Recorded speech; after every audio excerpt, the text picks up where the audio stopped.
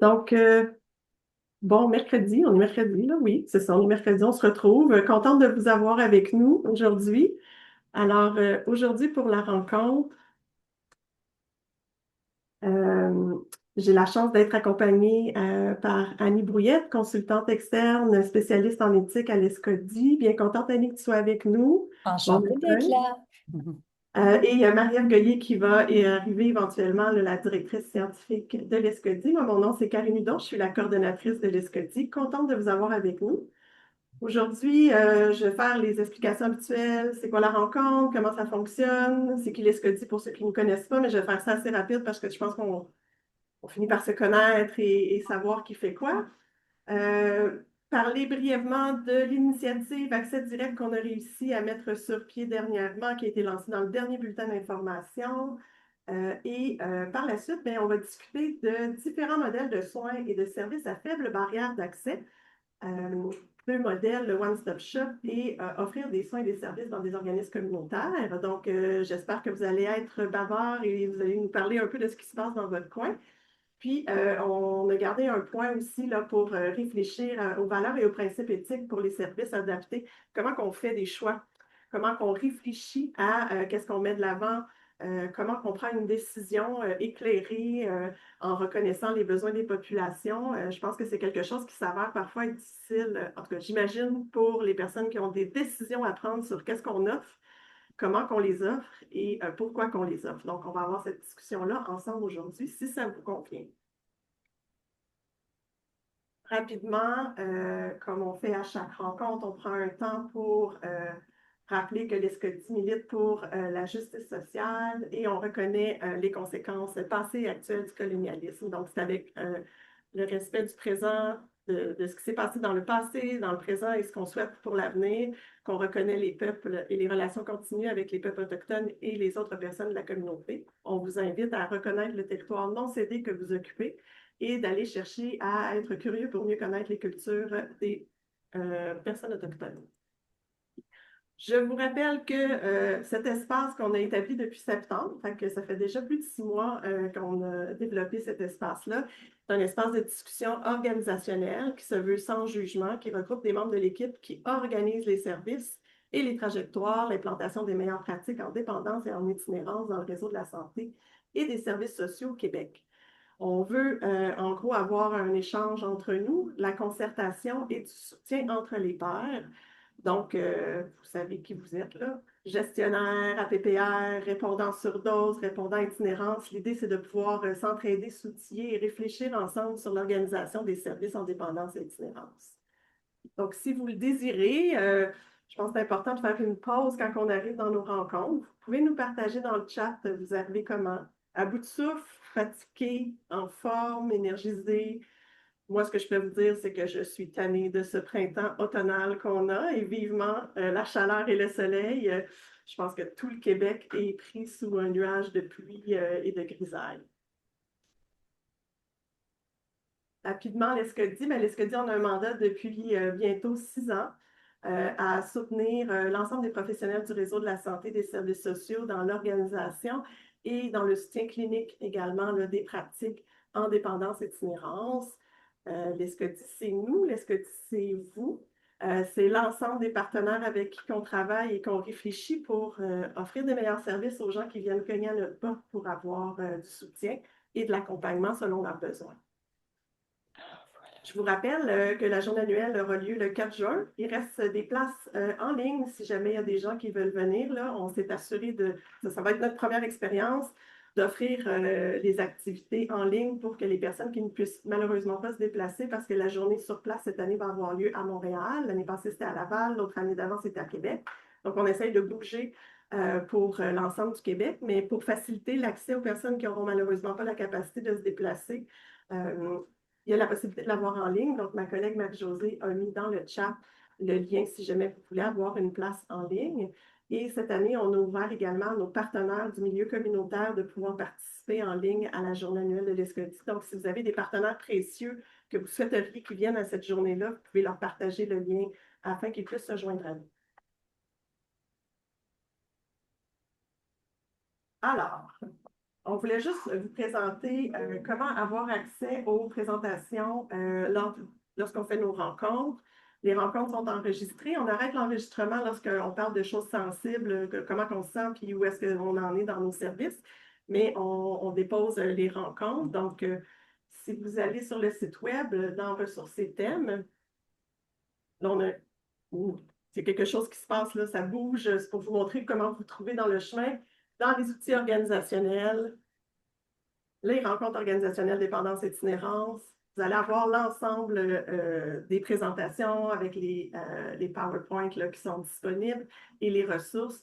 Je vous rappelle, à la dernière rencontre, entre autres, il y a des gens qui se sont partagés des outils qu'ils ont utilisés, puis on les a mis disponibles sur le web. Fait que je vous invite vraiment, là, s'il y a des choses qu'on va discuter aujourd'hui, puis vous dites, ah ben nous, on a développé des outils, on a développé des façons d'évaluer l'implantation des services.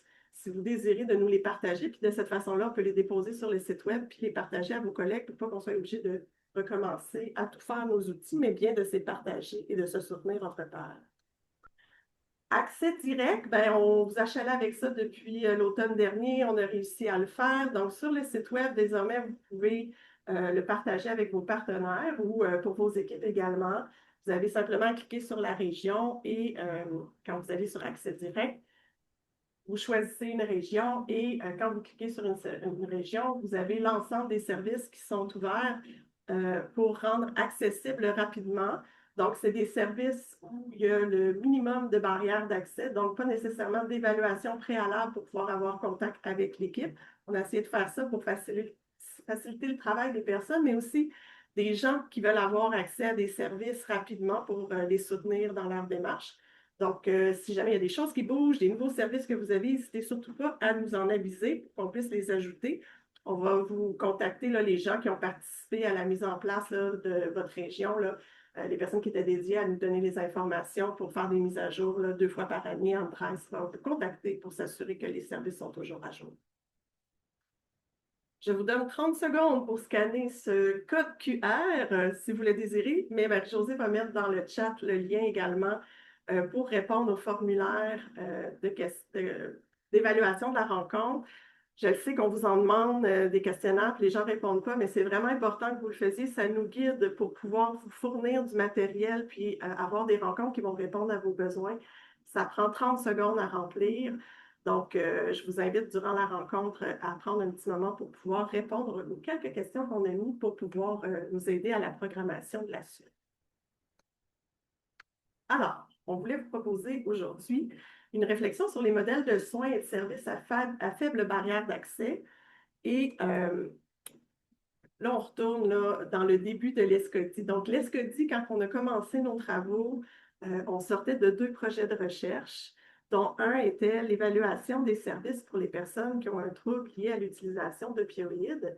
Et on essayait de réfléchir à quels sont les meilleurs modèles de soins pour les personnes qui ont un TUO et qui sont dans une situation de précarité pour rendre accessibles ces services-là. Et dans ces travaux-là, auxquels on est arrivé avec une revue de littérature qu'on a fait, puis à la fin là, de la présentation, vous allez avoir accès à l'ensemble de l'information, la revue de littérature qu'on avait fait, puis aussi l'évaluation des entretiens qu'on avait fait. On avait fait le tour du Québec. Certains d'entre vous avaient été rencontrés. Là, j'avais fait le tour pour vous rencontrer. On a rencontré des gens du milieu communautaire. On a rencontré des personnes utilisatrices d'opioïdes qui n'utilisent pas les services et des personnes qui utilisent des services à travers différentes régions et des équipes qui offrent aussi des services en opioïdes. Et ce que ça disait, en gros, dans les résultats finaux de nos travaux, c'était que, vous le voyez là avec l'échelle dans la présentation, en fait, c'est plus que la personne est dans une situation de précarité, plus que sa situation est précaire, plus que l'intensité du soutien requis pour la personne devrait être élevée. Donc, offrir plus pour les gens qui en ont besoin de plus, mais que la personne va bouger dans cette échelle-là aussi selon son organisation, selon sa santé, selon ses besoins. Donc, elle peut être dans un moment où elle va avoir besoin d'une intensité d'accompagnement élevée, alors que dans 3-4 ans, mais elle pourrait se retrouver avec plus avoir besoin d'autant d'intensité de soins et services. Ce que ces travaux-là ont mené, c'est le développement des paniers minimaux en dépendance et en itinérance. Donc, les paniers minimaux sont ce que tout le monde devrait recevoir en dépendance dans les services qu'on a dans le réseau de la santé. Et le panier qui est en dessous, qui est le panier élargi, mais c'est un panier élargi. Donc, indépendamment de la précarité de la personne, de sa stabilité, de son organisation de vie, de sa situation au moment X, ben, elle va avoir peut-être besoin d'un peu plus de soutien pour ne pas passer son temps à toujours être d'un endroit à l'autre dans le réseau de la santé, parce que vous le savez comme moi, tout est en silo, hein? Alors, si on a des besoins pour des enjeux cardiaques, bien, on va avoir une équipe pour ça, puis après ça, on va avoir une équipe pour son TAO, puis parfois, bien, pour le suivi VIH, il va y avoir une autre équipe qui va être là aussi, puis pour l'hépatite C, bien, il va y avoir des pathologues avec son équipe qui va être là. Fait que l'idée, c'était d'essayer de réfléchir à comment on peut faciliter la trajectoire des personnes dans notre réseau de la santé et d'adapter nos services. Donc, plusieurs d'entre vous le connaissent déjà, puis le ministère de la Santé a depuis mis de l'avant ces paniers de services-là pour l'organisation des services, personnes avec des enjeux de dépendance. Aujourd'hui, ce que j'avais envie qu'on réfléchisse et qu'on discute ensemble avec l'équipe, c'était de voir, ben, moi, ce que j'ai répertorié dans nos projets, c'est qu'il y a deux types de modèles auxquels on est, puis depuis, ben, il y a peut-être des nouveaux modèles qui se sont développés. Donc, il y avait le One-Stop Shop, donc un endroit où la personne va aller chercher l'ensemble de ses services. Où est-ce qu'on ne va pas lui demander de se déplacer dans 15 endroits pour avoir accès à l'ensemble des paniers de services. Et puis, l'autre organisation de services qu'on a rencontrée aussi au Québec, c'est des soins de santé et services sociaux qui sont dans les organismes communautaires. Donc, les équipes se déplacent dans des organisations communautaires pour aller rejoindre les personnes là où ils sont. Parce qu'il y a plein de freins à l'accès, que ça peut être la distance que les gens ont à avoir à bouger pour se rendre d'un endroit à l'autre, que ça peut être des enjeux où les services sont dans un endroit où la personne a eu des mauvaises expériences, puis elle se sent stigmatisée, puis non confortable de rentrer dans ces lieux-là. Donc, ces deux grands modèles qu'on avait répertoriés lors de nos recherches en 2018, qui sont sortis du portrait québécois. Donc, je me disais qu'aujourd'hui, on est rendu 6 ans plus tard. Où est-ce qu'on en est? Comment vous avez organisé vos services? Donc, j'avais envie de vous entendre pour qu'on voit, vous en êtes où. Il y a des nouveaux services aussi qui se sont développés, qui étaient les CARD. Là, je suis super pas bonne pour expliquer là, au long. Je ne sais pas, Sofiane, peux-tu l'acronyme? Parce que ça vient des RAM, en fait, là, Rapid Access for Action. Le CARD, c'est Clinique d'accès rapide indépendance. Voilà. Donc, il y a ces nouveaux services-là qui ont apparu aussi dans le portrait québécois. Donc, je me demandais comment ça va, vous, de votre côté? Est-ce que ces soins-là sont toujours là? Je sais qu'on est dans un contexte aussi qui a changé, hein? Santé Québec est arrivé, la COVID nous a frappés, la pauvreté est beaucoup plus visible qu'auparavant. Dans les médias, c'est sorti dernièrement là, en itinérance, à quel point ça a augmenté et ce partout, sans parler de ce qui est invisible aussi comme précarité, itinérance. Les campements qui sont maintenant quotidiens, malheureusement, dans le portrait québécois, campements pour les personnes en situation d'itinérance. Les substances que les gens consomment sont de plus en plus euh, contaminées et fortes, désorganisantes pour les gens qui en consomment. Donc, j'avais envie de voir, vous en êtes où, vous, dans l'organisation de vos services? Comment ça va? Qu'est-ce que vous avez développé? Donc, en gros, j'avais envie comme qu'on puisse avoir un espace d'échange sur ça ensemble pour pouvoir en discuter. Donc, je ne sais pas si on n'avait personne de prévu pour venir présenter ses services. On voulait avoir une discussion libre entre nous. Donc, je ne sais pas s'il y a quelqu'un qui a envie de prendre la balle au bon, de dire où est-ce que vous en êtes dans vos services sur l'adaptation auprès des personnes en situation de précarité.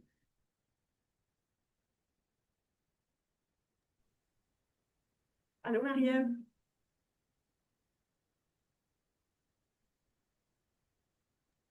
Je peux peut-être me lancer. Oui, c'est Je ne vois pas comment lever ma main, là. Je suis désolée, je Allô, cherchais la Joanie, petite si main. tu veux te Bonjour, présenter, enchantée. dire tu viens d'où, puis avec plaisir. Certainement. Alors, bonjour, moi, je suis chef des services sociaux généraux et des populations vulnérables au CIS de la Montérégie-Centre. Donc, je peux vous parler un petit peu là, de l'organisation de nos services en itinérance, mais il y a une partie que je saisis moins là, concernant la dépendance. Là. Il y a toutes sortes de cliniques et de travaux en cours. Ce qu'il y a de nouveau là, depuis les 2 dernières années de notre côté, c'est qu'on est allé chercher là, différents financements pour réussir à intégrer une infirmière rattachée à nous en CLSC dans des organismes communautaires en itinérance.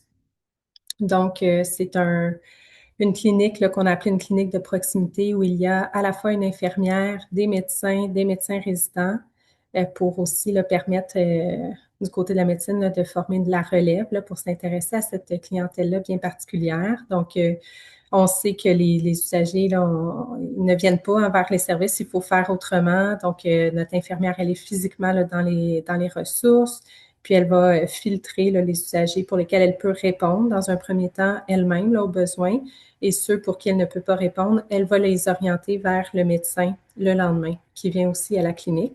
On a aussi un psychiatre qui a participé au projet, qui vient une fois par mois. Donc, c'est vraiment une initiative là, qui est porteuse de notre côté. Ça fonctionne super bien. Puis peut-être l'autre volet que je peux partager rapidement, c'est nos équipes aussi terrain, là, l'accueil psychosocial qui s'est déployé là, de façon plus proactive là, dans la communauté. Donc, on fait des tournées de campement conjointement avec le service de police là, dans la région de Saint-Hubert-Longueuil. Ça fonctionne très, très bien, ça aussi. Donc, voilà de notre côté là, les grandes lignes là, de nos modifications récentes. Et par curiosité, Joanie, ton équipe qui fait la tournée des campements, qu'est-ce qu'ils font? Qu'est-ce qu'ils offrent quand ils vont rencontrer les gens? Ça se passe comment? Pour le moment, on s'implique là, de plus en plus, mais c'est assez nouveau. Là, je ne sais pas s'il y a des représentants là, de Montérégie-Est qui, eux, là, faisaient ça depuis plus longtemps que nous. Là, ils pourraient peut-être bonifier. De notre côté, donc, on a une intervenante qui fait une tournée une fois par semaine, 1 à 2 fois par semaine avec les policiers et qui va vraiment à la rencontre de toutes les personnes là, qu'on sait qui sont en situation d'itinérance sur le territoire pour proposer de l'aide. Donc, on va vraiment tendre une perche. On essaie de créer le lien avec le temps, puis bien sûr, on va intervenir dans des situations où il y a de la dangerosité pour faire des P38, par exemple. On a mis sur pied des rencontres vigie en itinérance avec les différents partenaires, donc la ville, service de police, incendie, organismes communautaires, pour se concerter afin de trouver là, ultimement un logement, un endroit là où vivre là, qui soit plus décent que la rue là, pour les usagers, puis en respectant leur rythme, bien sûr. Merci, Joanie. Super intéressant de voir comment ça se développe dans votre coin. Marie-Ève, tu voulais réagir?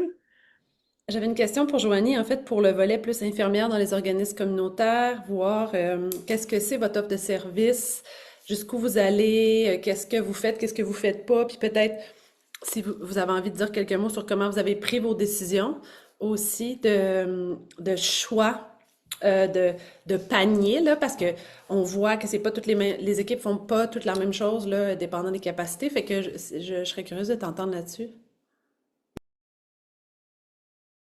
Oui, absolument. En fait, là, je m'attendais pas là, nécessairement à présenter. Là, je vais y aller de mémoire là, avec vous aujourd'hui, mais notre infirmière, elle va faire autant de la vaccination, du dépistage ITSS.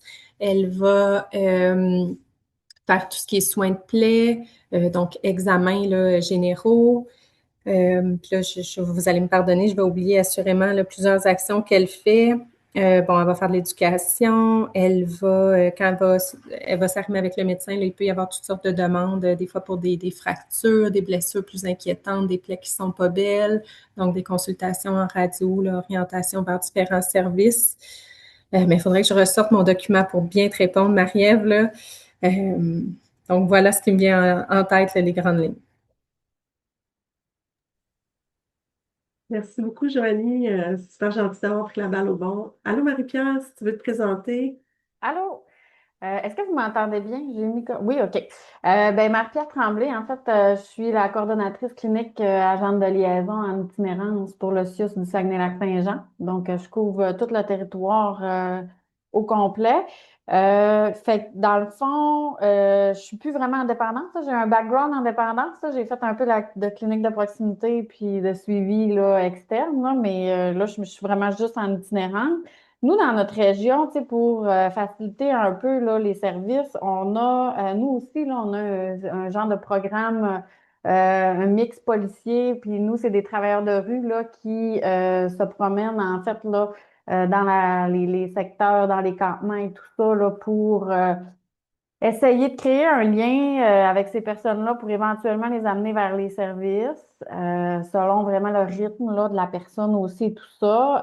C'est sûr que quand ils vont, nous, on faire le tour des campements, ben, ils vont toujours avoir un kit de survie, entre guillemets, là, tu sais, des mortars, des petites choses là, tu sais, pour s'assurer que la personne est bien au chaud. Vous comprendrez que moi, au Saguenay, j'ai encore 1 mètre de neige, là, facile, là.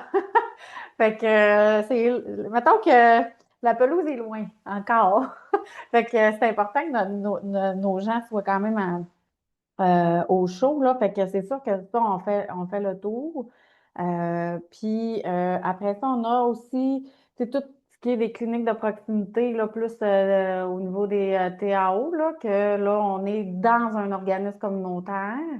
Ça pour le Saguenay. Puis au Lac-Saint-Jean, on a un autre type de clinique là aussi qui a démarré. Puis on est encore là, on est dans les bâtisses là, d'un organisme communautaire, donc des travailleurs de rue. Fait que ce qui est vraiment bien, c'est qu'eux, ils ont un lien déjà avec la clientèle. Fait que c'est plus facilitant après ça d'accompagner la personne vers les services, là. Fait que ça, c'est vraiment, vraiment gagnant. Après ça, on a fait quelque chose, nous, là, il y avait vraiment beaucoup de gens dehors, là, dans un campement sur une place publique, là, fait que la ville nous avait demandé de faire des comités pour essayer de relocaliser les gens. Ça fait peut-être 4 ans de ça. Fait que les comités, ils ont continué d'exister, puis dans le fond, dans ces comités-là, on a moi qui est là, j'ai une coordonnatrice des services en dépendance, une coordonnatrice des services en santé mentale, puis j'ai des travailleurs de rue. Puis, dans le fond, l'objectif, c'est qu'avec une autorisation signée de la personne, c'est d'amener le dossier dans ces comités-là avec leur demande. Fait que ce soit, moi, j'aimerais ça voir un médecin, j'aimerais ça me relocaliser, j'aimerais ça mieux comprendre ma santé mentale et tout ça. Fait qu'on a le consentement, on se rend compte et on va fouiller dans le dossier, on essaie de voir, y a-t-il déjà des équipes dans le dossier? Tu sais, les travailleurs de rue, eux autres, ils n'ont pas accès à toutes ces informations-là. Fait que ça nous permet vraiment d'aller chercher des services, puis de sortir du cadre, puis de la trail normale quand tu fais une demande de service. Fait que, on va vraiment adapter notre offre de service pour la personne. Donc, c'est que ça soit, j'aimerais ça revoir un psychiatre pour comprendre ce qui se passe dans ma tête. Mais si tu lui dis juste va au CLSC, il le fera pas, tu sais. Fait que là, en ayant ce comité-là, ben, on réussit à faire des pop-up, parler à un psychiatre, prendre un rendez-vous, on donne un rendez-vous au travailleur de rue, le travailleur de rue l'accompagne. Tu sais, ça évite aussi beaucoup de no-show là, dans les rendez-vous, là. Fait que ça, c'est vraiment quand même bien. Et dernière chose, après ça, je laisse la place à d'autres, là. On a une infirmière aussi, deux, en fait, une infirmière clinicienne là, en dépendance itinérance dans les urgences. Ça répond à un des objectifs du plan d'action interministérielle en itinérance. Fait que c'est sûr qu'elle, elle va vraiment tu sais, détecter des personnes avec des enjeux de consommation, on va pouvoir arriver vers des désintox si nécessaire, voir si on peut faire des suivis à l'externe. S'il y a de l'itinérance, ben elle peut aller les voir après ça dans les ressources. Fait que encore là, on vient essayer d'adapter. Puis la personne, quand on y parle de service, ben elle a un visage. Elle sait, tu sais, elle l'a vu, l'infirmière, elle y a parlé. Ça a cliqué tu sais, ou pas. Donc, ça marche pas, puis ça dépend. Puis on se réessaie la fois d'après. Fait que c'est ça, fait que ça nous permet de pogner aussi, tu sais, ben, excusez de le dire comme ça, là, mais de, de, de, de, de pogner dans nos services des gens qui viendraient pas normalement. Parce qu'ils ne cogneront pas à la porte du CRD directement, tandis que là, en ayant cette infirmière-là, ça fait une différence, là. Fait que, en gros, ça ressemble à ça pour ma région. Peut-être que j'en oublie, là, mais voilà. Merci, Marie-Pierre. Super intéressant. Puis, tu sais, j'entends aussi ce que tu dis, là, l'importance du consentement, là, quand on fait quand on va vers les gens, puis qu'on veut faire du développement, puis arrimer les choses, l'importance de demander à la personne sa conscience qu'on aille rencontrer, discuter avec les autres équipes, là, pour s'assurer que on pousse pas trop. Des fois, on veut tellement, tu sais, on aurait l'espoir que les choses puissent changer, mais il faut juste respecter aussi la personne dans son rythme, puis de bien aller selon sa vitesse, là. Mais c'est super intéressant, Marie-Pierre, ce qui est en train de se développer. À l'époque, on avait été vous visiter avec l'équipe qui travaillait à Travail de rue. C'est ça le nom de l'organisme, ouais, où l'équipe du CRD s'était déplacée Oui, pour offrir exact. des services en TAO, qui n'étaient pas très loin, en fait, du CRD, mais où les gens ne se rendaient pas jusqu'au CRD pour aller chercher des Non. soins. Puis le fait que l'équipe ait été in situ dans l'organisme communautaire qu'ils fréquentaient, ça avait facilité là, de rejoindre beaucoup plus de personnes puis stabiliser. Puis là, je trouve ça le fun parce que là, immense territoire que vous avez à couvrir de votre côté, mais là, c'est vous qui allez là où les gens sont. Fait que c'est comme un développement de proximité qui s'agrandit. C'est super intéressant. Oui, puis tu sais, on a une infirmière en ITSS qui vient aussi. Fait que tu sais, le CLSC vient aussi dans l'organisme pour offrir des services pour notre clientèle vulnérable. Fait que tu sais, ça vient rejoindre quand même une vaste population. Vraiment intéressant. Autre personne qui a envie de partager comment ils font pour rejoindre les gens, comment ils ont adapté leurs services face à la situation actuelle.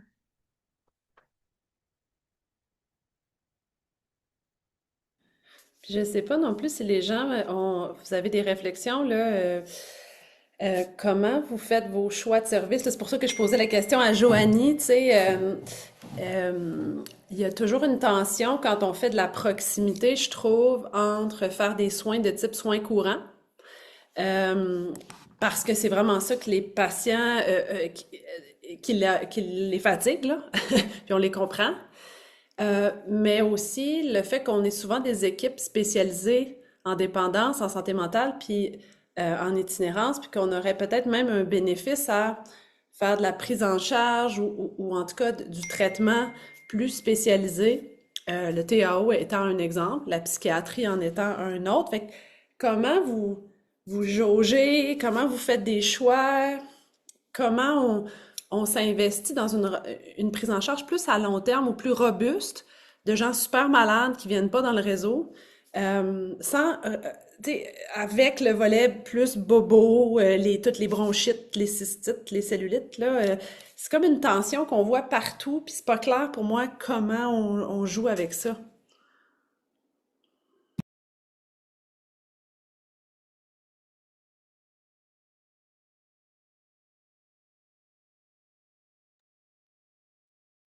C'est la question qui tue. Oui. Voyez-vous ma main? C'est Wayback, excuse-moi. Non. Ah, Ouais. mais non, si tu on voyait pas parce que ton manteau est pas loin de la couleur de la main, tu l'avais. Oui. On l'avait pas vu. Allô, Welba, vas-y, tu Fait que peux te c'est ça. présenter. Un facteur confondant. Fait que oui, bonjour, Wahiba Ramtani, SOV, là, fait que j'ai de la toxico ici, dépendance, itinérance.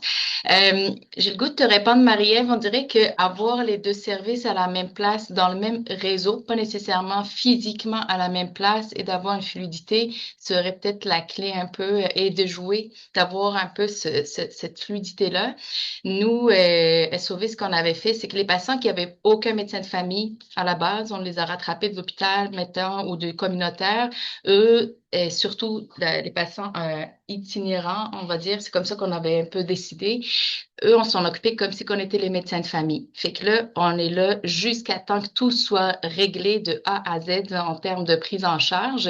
Et quand ils sont prêts à être affiliés, ils remontent un peu au gap quand ils n'ont pas une inscription. On a des exemples maintenant, après 2 ans, de patients qui étaient itinérants, désaffiliés complètement, maintenant qu'ils sont rendus sur le gap. Et quand ils ont besoin, ben, ils prennent des rendez-vous médicaux là-bas, avec toujours la consigne, ils ont les coordonnées de la clinique pour nous rejoindre aux besoins si c'est un enjeu encore de dépendance et ou itinérance. Maintenant, les patients qu'on suit en première ligne, donc au GMFU de Verdun, nous, on voit de la dépendance de première ligne. On essaie de faire ce qu'on peut avec les moyens que j'ai ici. J'ai pas beaucoup d'équipes, justement, autant aussi intensives qu'à DC+. Mais on a une entente que dès que le patient se désorganise ou devient trop lourd pour moi ici au GMFU, ben, je l'envoie en épisode de soins à DC+, qui est notre clinique de proxy dépendance itinérance. Fait que cette fluidité-là est extraordinaire. On a inclus aussi la psychiatrie urbaine là-bas, comme à Notre-Dame aussi. Maintenant, par contre, les psychiatres urbains, ben, dans le fond, ça leur prend un médecin proche pour s'occuper des recommandations qu'il va nous émettre. Fait que quand un patient a besoin de la psychiatrie urbaine, systématiquement, il va être suivi en épisode de soins là-bas. On a beaucoup, beaucoup de contacts avec le communautaire. C'est rendu le communautaire une continuité de notre équipe, là, finalement. Et ils accompagnent les patients, puis il y a des tâches qu'on leur confie quand on connaît. En fait, il y a la proximité aussi avec les intervenants communautaires, fait que ça, c'est très facilitant.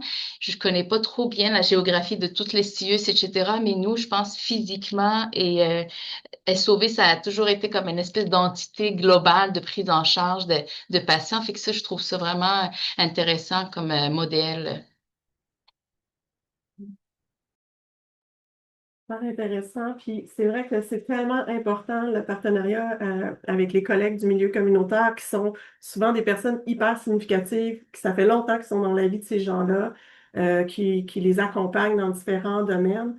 Donc, d'intégrer ces personnes-là. Puis c'est un peu, au début, là, je vous parlais des projets de recherche qu'on a fait, là, c'était un peu dans les conclusions auxquelles on arrivait, où est-ce que, en fait, au lieu de dédoubler l'accompagnement psychosocial, souvent c'était d'intégrer la personne du milieu communautaire qui est significative pour la personne dans l'équipe euh, qui est plus spécialisée réseau de la santé, soins de santé, pour poursuivre l'accompagnement de la personne, puis au lieu de recommencer à chaque fois, puis de tasser le milieu communautaire une fois, là, mais l'importance d'avoir des collaborations claires, fluides, puis intégrées, ces personnes-là, ça l'aide vraiment à ce que la personne ne se sente pas être obligée de recommencer son histoire à chaque fois non plus, puis de pouvoir avoir des personnes significatives qui l'accompagnent. Là, bravo, c'est super chouette d'entendre que ça se développe comme ça. Merci. Puis j'avais le goût de rajouter un autre, j'ai oublié d'en parler, les pharmaciens communautaires.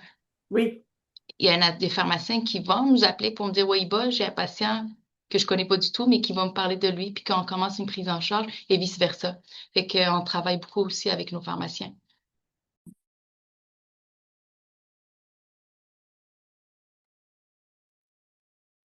on a Je un peux autre. mettre dans le chat, Karine, si tu veux, le document qu'on avait fait là, sur le rôle du pharmacien communautaire, comment plus utiliser, en tout cas utiliser c'est pas le bon mot, là, mais vous comprenez ce que je veux dire, Euh, comment mieux profiter des rôles élargis des pharmaciens. Je sais pas, puis en tout cas, sentez-vous bien à l'aise de commenter à quel point vous avez sauté sur cette opportunité-là, mais tous les patients qui n'ont pas de médecin, mettons que ils sont vus à l'hôpital ou ils sont vus par votre médecin une fois, vous pouvez passer la POC au pharmacien pour presque tout, hein. L'augmentation des médicaments pour la pression, le diabète, l'antidépresseur, on balise un peu avec le pharmacien, mais ça enlève une grosse, grosse pression sur les IPS puis les médecins. Fait que pour vous donner une idée, là, même moi je le fais à l'hôpital, là, je vois un patient qui n'a pas de médecin de famille, puis je commence un antidépresseur, ben j'écris dans ma prescription au pharmacien merci d'augmenter le médicament jusqu'à la dose qui sera efficace pour le patient, jusqu'à un maximum de telle dose. Les pharmaciens, même la plupart, peuvent faire des contrôles de labo. Fait que, tu sais, c'est comme un suivi quasiment complet, là. Euh, je trouve qu'on ne l'a pas optimisé encore au Québec tant. Ça inclut les TAO aussi maintenant, puis ça, c'est quand même une grosse différence pour nous, là, mais ça inclut pas mal toutes les maladies chroniques. Puis l'inverse est aussi vrai, même les sevrages de benzo, tu sais, à la baisse, là, fait qu'on peut faire vraiment plein, plein d'affaires maintenant, c'est vraiment cool.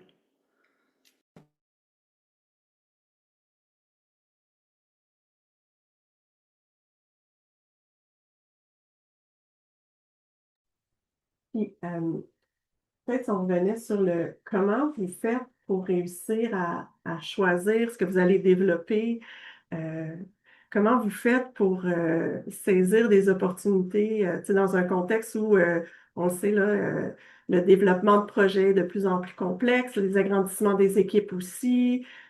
Comment vous réfléchissez? Parce que c'est ce qu'on se posait comme question quand on préparait la rencontre avec Marie-Ève puis Annie, puis on se disait, mais sais, le choix de, ben, on va offrir plus dans tel coin ou on va développer tel type de projet. Qu'est-ce qui vous guide pour réfléchir? Parce qu'on se disait, mais comment on fait pour prendre ces décisions-là qui ont comme un impact quand même important pour les populations, à savoir, ben là, on va les développer là plus qu'ailleurs.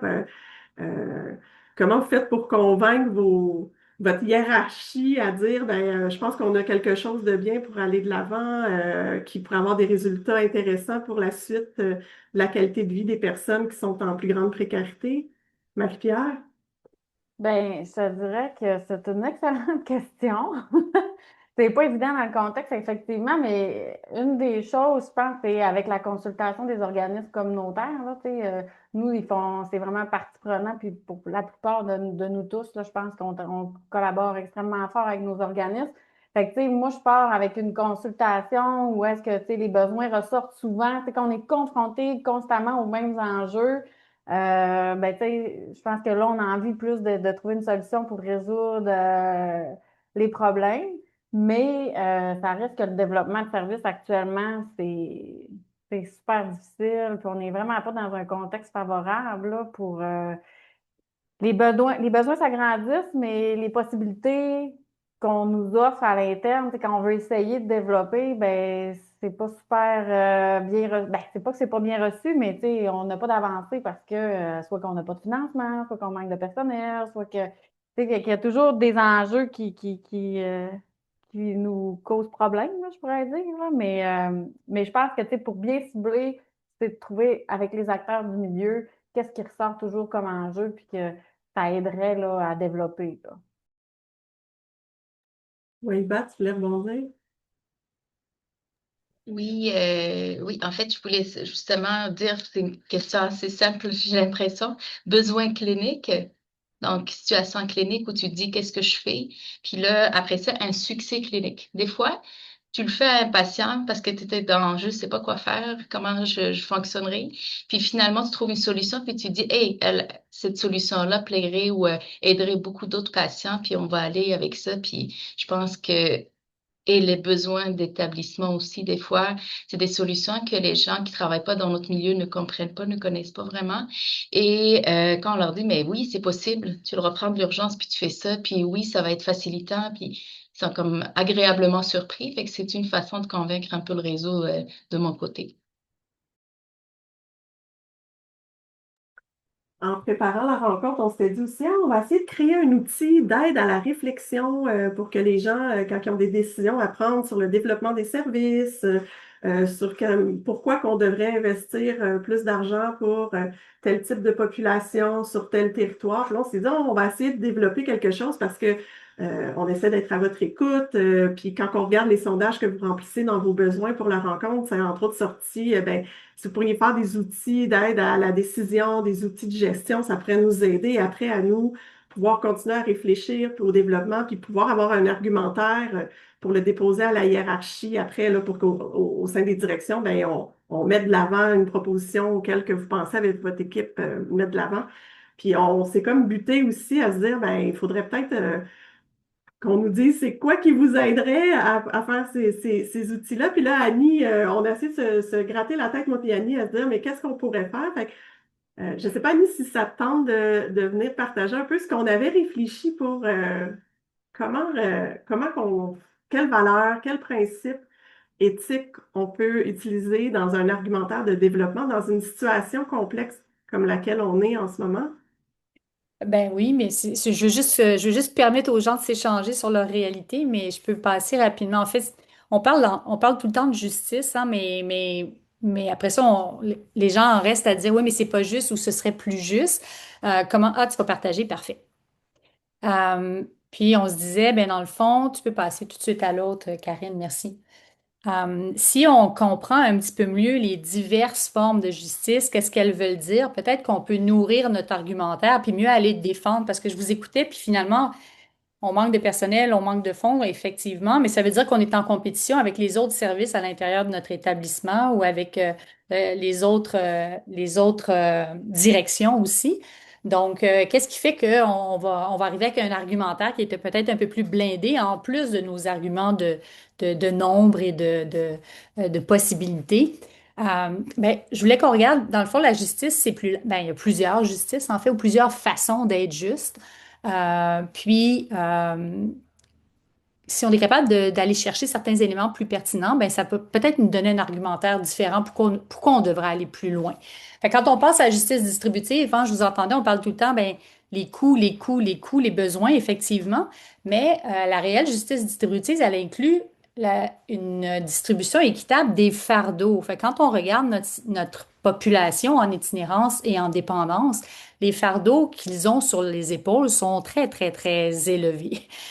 Donc, d'amener cet aspect-là dans l'analyse peut générer une façon différente de le regarder, puis amener aussi des moyens qui peuvent être différents quand on essaie de soulager certains fardeaux. Puis vous l'avez mentionné, hein, en ayant un accès plus près de la personne, on diminue le fardeau de se déplacer qui est beaucoup plus important pour elle que pour vous et moi qui sommes capables de prendre facilement un transport pour se rendre et qui avons un agenda bien géré. Donc, c'est ça. Au-delà des coûts puis des bénéfices, de porter une attention au fardeau que ces gens-là vivent peut nous amener un regard différent. L'INSPQ a parlé beaucoup en justice distributive de ramener ou de préserver, eux, ils disent les capabilities, qui sont dans le fond une traduction de l'anglais, mais de comment est-ce qu'on peut, par nos services, par l'organisation de nos services, parce qu'on leur offre, leur dégager une certaine part d'énergie dans leur vie, ce qui fait qu'ils peuvent euh, l'utiliser pour eux-mêmes à d'autres fins. Donc, et qui veut dire développer un peu leur potentiel humain, qu'on dit, leur ramener certaines libertés. Fait que ça aussi, ça fait un peu partie, ça va contribuer à ce qu'ils se reconstruisent et reprennent pied. Euh, on a parlé beaucoup, tu sais, on se dit, on fait avec ce qu'on a, on fait des liens avec nos collaborateurs, effectivement. Euh, mais euh, comment est-ce qu'on s'assure, dans le fond, que le plus de personnes possibles ont participé? Puis ça aussi, vous en avez parlé, hein, vous avez des tables, des comités, des choses comme ça, vous allez chercher tous vos partenaires. Mais comment est-ce qu'ensemble, on est capable de bien déterminer ce qui va faire partie de ce qu'on va compenser, jusqu'où on veut aller? Donc, ce qu'on appelle la justice procédurale. On s'assure, dans le fond, qu'on ne s'en tient pas à une checklist, là, c'est pas ça l'idée, mais on s'assure que tout le monde, quand même, évalue sur la base des mêmes critères ou considère les mêmes éléments de façon à être juste. Parce que si on le fait pas, mais tout un chacun où il est peut prendre des décisions à la pièce selon ce qu'il croit important, selon ses valeurs, selon ce qui est devant lui. Et là, on peut recréer une certaine inéquité à cet égard-là. Donc, comment est-ce qu'on peut, déjà en mettant de l'avant le fait qu'on a travaillé tout le monde ensemble puis qu'on s'est entendu, ça nous donne non seulement ces critères-là, mais aussi pour la suite, les critères d'évaluation, est-ce que ça a fait une différence? À quel égard ça fait une différence? Où est-ce que ça fait une différence? Donc, justifier par la suite, légitimer ce qu'on a choisi ou pas, parce que là, on a une certaine uniformité à quelque part. On oublie souvent que dans la justice, il y a toute la justice interactionnelle. On s'attarde beaucoup à aller trouver des moyens et tout, mais des fois, de s'assurer que le message qui est envoyé, de la façon qui est envoyé, va être humain, puis le fait que même que les gens sur le terrain comprennent vraiment pourquoi on a fait ces choix-là, comment on les a fait, comment on les articule, déjà, ils se sentent davantage légitimés de ramener les décisions. Donc, ils vont avoir d'emblée une approche beaucoup plus humaine, beaucoup plus proche de la personne, ce qui va en soi, selon la littérature, beaucoup augmenter le sentiment de justice pour les gens. Puis tout ça, ben juste en rappel, hein, tout ça, c'est dans le grand but de notre objectif social. C'est quand même ce qu'on a comme fil conducteur au Québec, malgré que des fois on l'oublie, on se trouve très éloigné, mais c'est quand même notre objectif commun comme société, hein, une justice sociale qui évite de créer ou de renforcer des inégalités sociales. Puis encore là, on est auprès d'une population qui en vit énormément. Donc, le fait d'avoir ces justices-là, des fois, quand on s'amène pour négocier auprès de collaborateurs ou auprès de notre hiérarchie, on est peut-être capable d'amener d'autres justifications qui vont nous amener peut-être un pas de plus. Tu voulais-tu que je fasse l'autre, Karine? OK.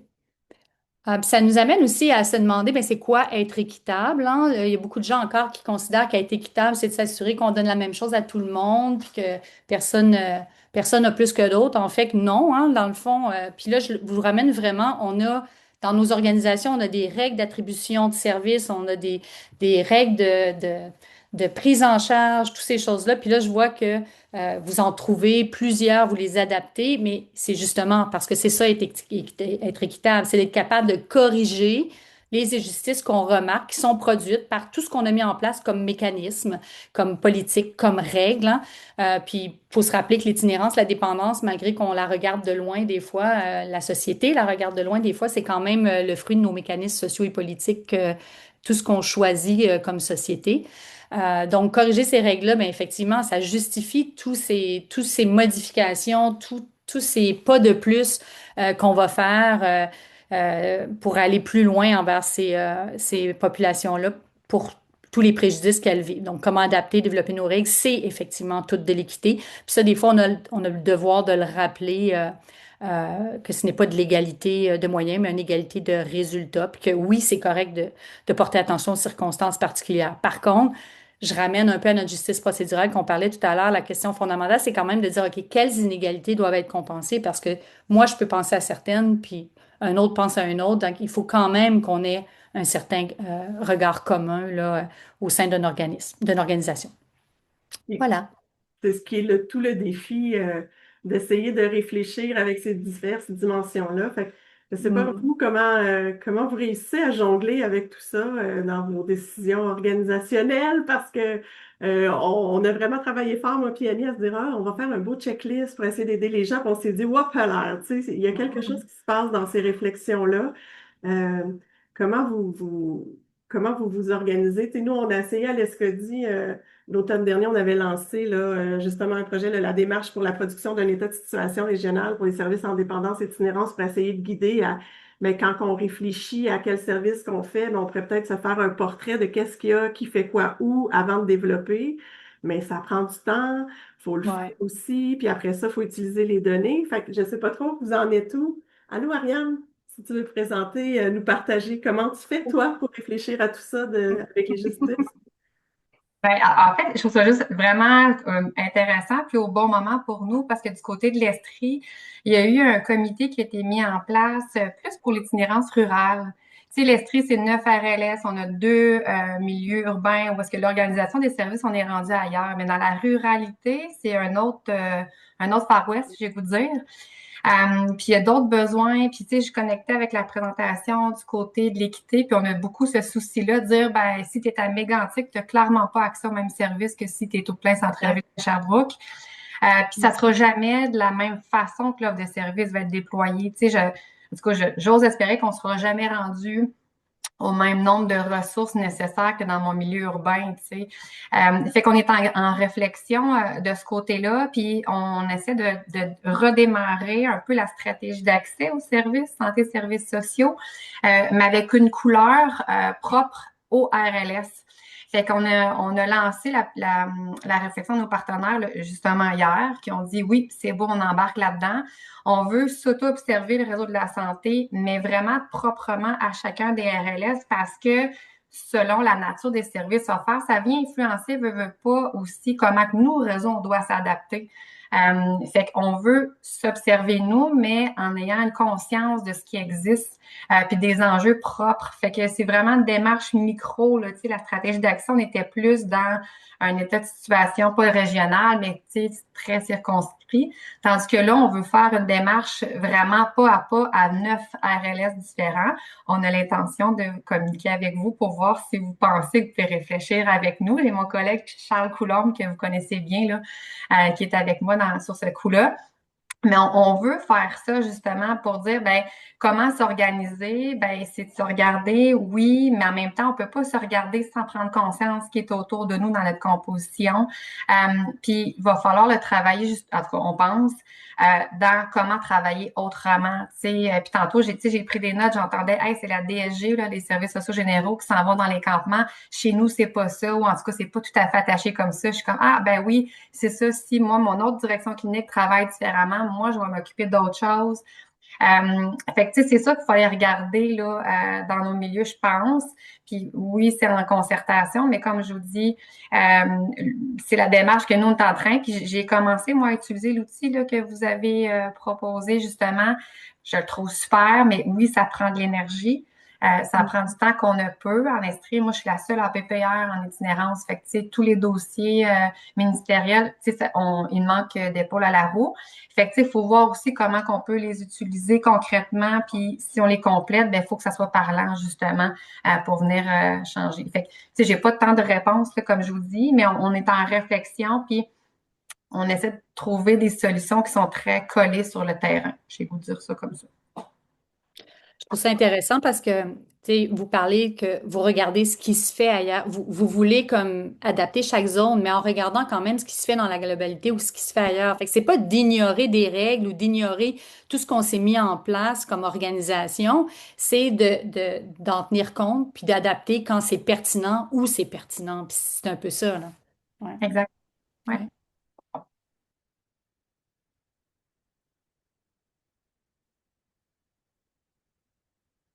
Vas-y, Marie-Ève, Vas-y, vas-y. J'attendais mon tour sagement, vous n'êtes pas habitués, hein? Mais T'es mieux que moi. Moi, j'ai pris la balle puis non, mais j'ai le goût de faire du pouce sur ce qui s'est dit, puis Ariane, sur ce que tu nommais, tu sais. On sentait le besoin de parler d'équité parce que, en tout cas, d'expérience, c'est vraiment tout le temps là où le bas blesse. Ouais. Les gens disent, ouais, mais c'est pas juste. On n'a pas à donner plus à ces gens-là dans un réseau en souffrance où on manque de personnel. On s'est tellement entendu ça souvent qu'on sentait le besoin de vous dire, tu sais, même la loi, dans la L4S, tu sais, la justice, c'est tout le monde au bout de la journée a le même résultat de soins. Pour avoir le même résultat de soins, là, entre êtres humains, là, il y en a chez qui il va falloir investir beaucoup plus. Fait qu'on revient quand même à une vision de justice sociale. Puis là, ben, peut-être que tout le monde ne la partage pas, tu sais. Puis peut-être que ça, c'est un problème des fois, mais en tout cas, certainement, si vous êtes ici autour de la table, c'est que vous avez ça.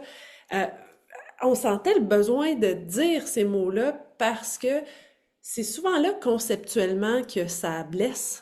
Les gens sont comme, mais là, moi, j'ai payé des impôts toutes mes années. Pourquoi j'ai pas de médecin de famille? Ben, peut-être parce que, pourquoi lui, il peut venir sans rendez-vous, puis moi, je suis obligée d'attendre mon rendez-vous? Ben, peut-être qu'effectivement, il y a une justice distributive.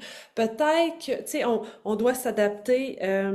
Puis, avec l'équité, les mots qu'on met souvent à l'ESCODI, c'est l'adaptabilité puis la flexibilité. Puis ça aussi, c'est un autre enjeu dans notre réseau, disons-nous-le, là, tu sais.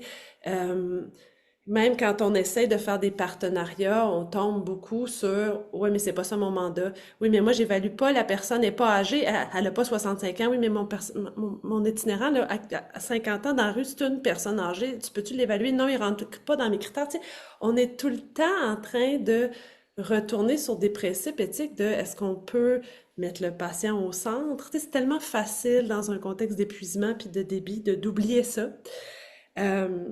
Puis j'avais le goût de lancer aussi à votre cerveau à quel point on sous-utilise en proximité la télémédecine. Moi, ça me frappe.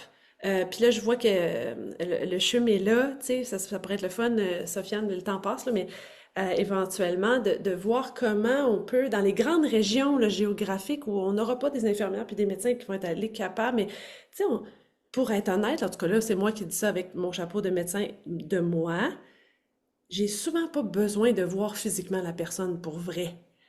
Un iPad d'en face, là, c'est bien en masse là, pour comprendre vraiment beaucoup de choses, surtout quand il y a un intervenant à côté qui peut peut-être faire quelques petites choses, mais on est resté, je trouve, au Québec avec une espèce de... Il faut que les services se rendent physiquement.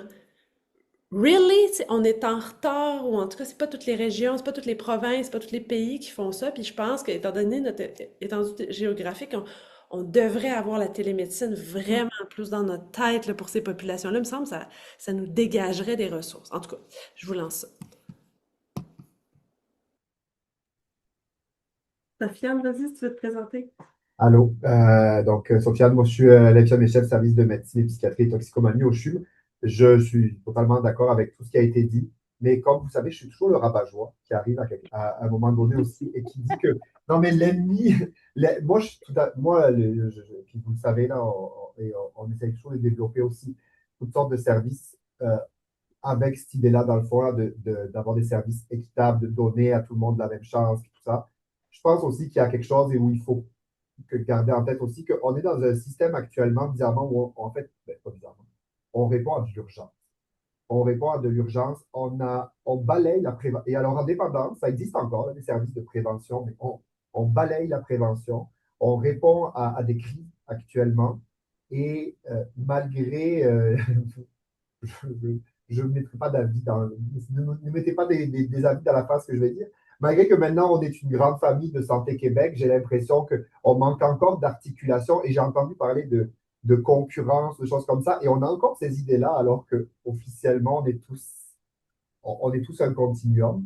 Puis, et je suis content, en tout cas, je veux juste dire, j'en profite là, je fais mon mot, que je suis content qu'il y ait des rencontres comme ça, puis qu'il y ait aussi qui existent, pour qu'on s'articule aussi. Puis, tantôt, tu as parlé, Karine, dans l'introduction, là, de peut-être si vous avez des outils à déposer pour les partager, pour éviter. Je pense qu'on en est aussi rendu là. C'est bien beau de répondre à des crises, mais il y a quand même une partie de nos efforts qui doit être fait sur l'arrière et sur la prévention, puis éviter de toujours, en fait, bizarrement, bref, ce que je veux juste mettre en arrière de l'équité, c'est que si on met aussi tous nos efforts sur les plus vulnérables, ben en fait, finalement, il va falloir attendre que tous ceux qui attendent tombent dans le plus vulnérable pour avoir accès. Donc, il faut quand même qu'on arrive à s'articuler entre nous, qu'on est capable, avec le temps, c'est même pas une histoire de se partager le gâteau, mais c'est aussi, et c'est là où je rejoins ce que tu dis, là, quand tu dis pour sortir de nos mandats, c'est aussi dire, ben, si je suis capable de t'offrir un service, je vais le faire, même si à la base, moi, je suis le service bosseuse, même si à la base, moi, je suis sur le service comme ça, mais il faut qu'on ait quand même une certaine flexibilité. On en parle de plus en plus à Montréal, là, de ce que tu appelles les jokers, là, Marielle. Mais je pense qu'on en est rendu là aussi. Là, au bout d'un moment, on ne peut pas non plus juste. Puis moi, je le vois dans les dernières années, là, l'autodétermination des services qui décident du jour au lendemain. Moi, je ne fais plus ça et je fais que ça maintenant. Je nous trouve assez cow-boy pour comme décider de nous-mêmes que j'abandonne telle partie de la population. Puis et je le comprends, les gens, ils veulent répondre à ce qui est le plus urgent, puis ce qui coûte, entre guillemets, le plus cher et tout ça. Mais je trouve que en même temps qu'il faut garder l'équité en tête, il faut aussi garder le fait de dire qu'il faut garder de l'accès pour tout le monde, puis qu'on ne peut pas non plus juste se concentrer sur une chose. Puis c'est tout. En tout cas, désolé, c'est peut-être pas très clair. J'ai pas la fluidité d'Annie, mais c'est mes démons intérieurs qui parlent actuellement là, quand je pense au service de demain, c'est de dire ouais, mais est-ce qu'on va continuer encore longtemps à faire juste de la réponse à l'urgence, à la grosse crise, à la crise des opioïdes, crise de l'itinérance, les méthamphétamines et trucs comme ça? Parce que les méthamphétamines, moi, quand je suis arrivé il y a 10 ans au Québec, c'était pas un si gros problème que c'est aujourd'hui. Puis j'ai l'impression, et je me mets dans le fautif, au CHUM, on disait on ne s'occupe pas des stimulants. Stimulants, c'est pas grave, il n'y a pas besoin d'un médecin là, pour s'occuper des stimulants. Mais aujourd'hui, on a besoin d'un médecin pour s'occuper des stimulants. En tout cas, désolé, j'ai amené plus de questions que de réponses, mais c'était mon intervention. C'est très bien, tu nous as amené dans une courbe où effectivement, il ne faut pas qu'on oublie ce qu'il y a avant d'arriver à la catastrophe aussi, parce que si on fait juste regarder la catastrophe, ben on va toujours être en situation d'urgence. Non, non, tout à fait, Sofiane, c'est une intervention tout à fait juste. Joanie? Oui, ben pour réagir à Marie-Ève et Sofiane, là, c'est vraiment intéressant ce que vous dites. Là. Merci de le partager. Là, moi, c'est la première fois que je viens dans ce groupe aujourd'hui et ça fait du bien de vous entendre. Là, puis je pense qu'on gagne effectivement à se partager nos outils, nos travaux parce qu'on va être gagnés là, collectivement.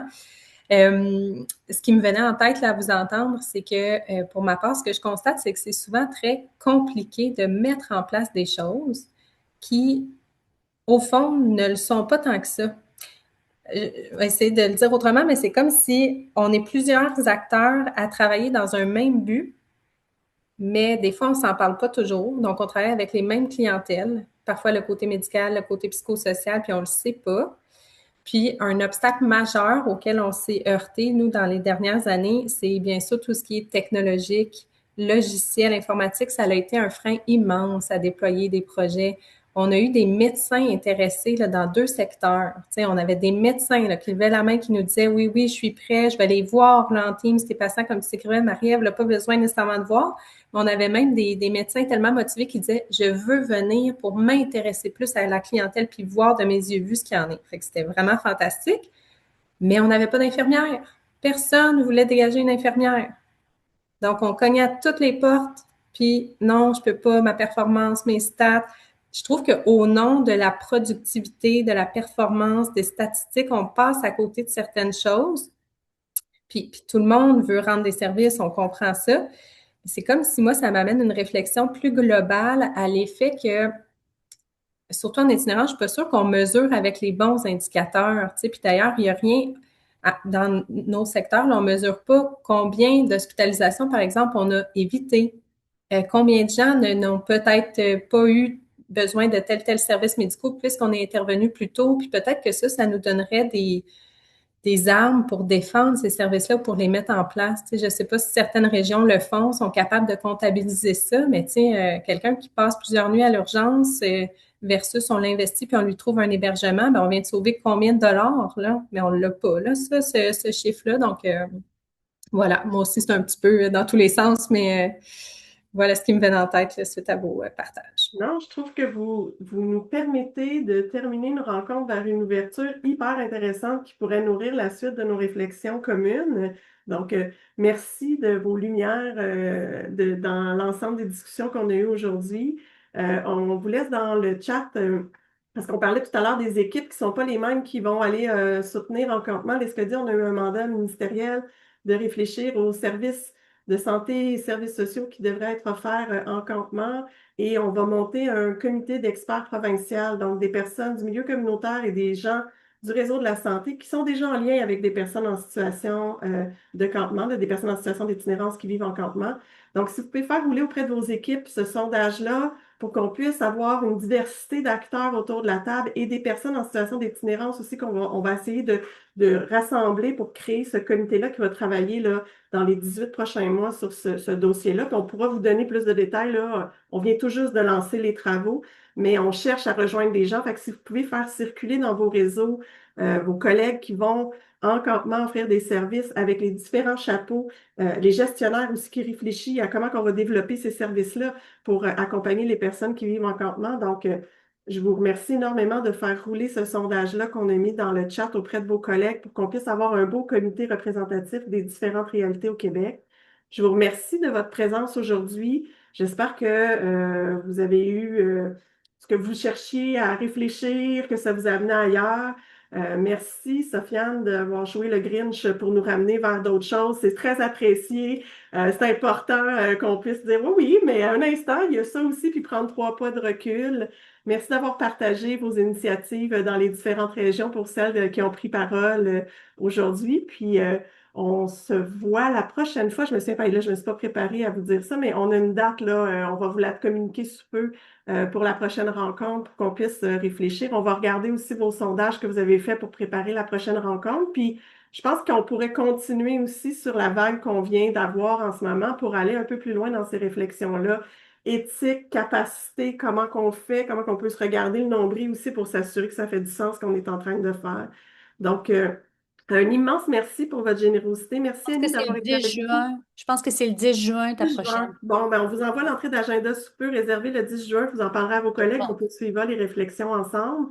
Puis, n'hésitez pas à nous faire signe aussi hein, si vous voulez développer des choses, avoir un autre regard. On est là pour ça à l'Escodie. Si vous avez des besoins d'outils ou si vous avez des outils qu'on a discutés puis vous dites, ah mon Dieu, je voudrais tellement le partager, n'hésitez pas à nous les envoyer puis on va le partager au groupe pour pouvoir se soutenir dans le développement des pratiques. Donc, je vous souhaite une belle journée, un beau printemps qui va finir par arriver, puis on se retrouve au presque été, le 10 juin. À bientôt tout le monde, merci. Au revoir.